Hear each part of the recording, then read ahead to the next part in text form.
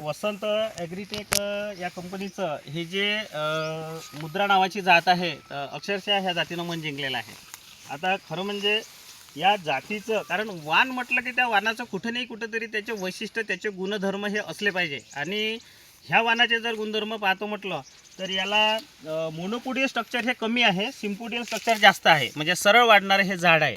आता सरळ वाढणारं झाड असल्यामुळं काय होतं की आपल्या भागामध्ये जसं आता कळंब तालुका आहे, आमचा यवतमाळ जिल्हा आहे.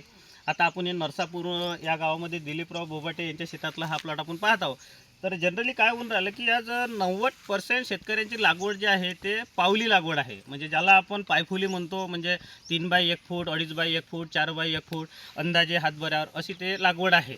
आणि अशा लागवडीमध्ये जास्त वाढफांद्या असणारं वाण जे आहे ते तेवढं सुटेबल राहत नाही, कारण पानाचा बदल जास्त राहतो, गचाटा होऊन जाते, फांद्या जास्त होते, हवा सूर्यप्रकाश पिकाला मिळत नाही. तर अशा परिस्थितीमध्ये हे जे सरळ वाढणारं झाड आहे, आता इथे तुम्ही पाहून राहिले हे सरळ याचे शिंपोडे, आता एका फांदीला 1 2 3 4 5 6 7 बोंड तयार झाले, अजून 2 पात्या आहे. असे हे एकच फांदी नसून हे बऱ्याच असं, आणि हे सिम्पोडियल स्ट्रक्चर जास्त आहे. याला एखादी कुठं जागा भेटली फांदी आहे, बाकी जास्त फांद्याचं हे नाही आहे.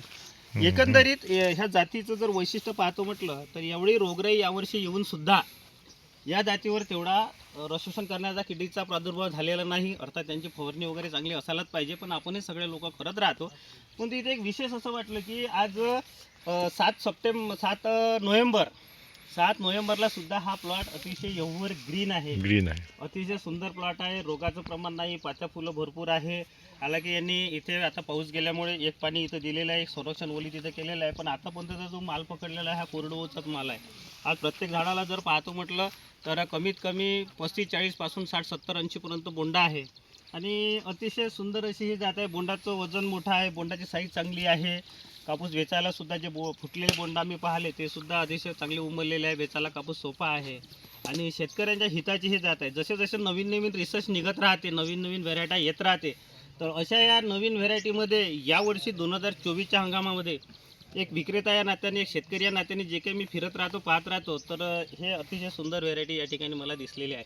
म्हणजे मन जिंकलेलं आहे या जातीनं विशेष म्हणजे. आणि बरेचदा काय होतं की कंपनीच्या कार्यक्रमाला आपण कुठेही जातो, पाहतो, परंतु अंतर्मनातून समाधान जे म्हणतो आपण, ते अंतर्मनातून समाधान हे मुद्रा व्हेरायटी पाहिल्यानंतर इथे मला झालं. आणि खरोखर खूप छान वाटलं. म्हणजे दुकानदारी सोडून अर्धा एक तासासाठी इकडे शेतीमध्ये आलो तर त्याचं एक चीज झालं, आनंद वाटला.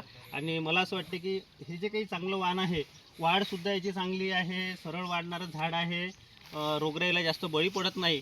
तर शेतकरी बांधवांनी सुद्धा येणाऱ्या हंगामामध्ये 2 पॅकेट 4 पॅकेट 5-10 पॅकेट आपापल्या हिशोब पाहून शेतकऱ्यांनी जर लागवड केली तर नक्कीच त्यांच्या उत्पादनामध्ये वाढ होईल. कारण यावर्षी जेवढे काही वाण पाहिले आहे त्याच्यामध्ये नंबर 1चं वाण हे मुद्रा आहे. धन्यवाद.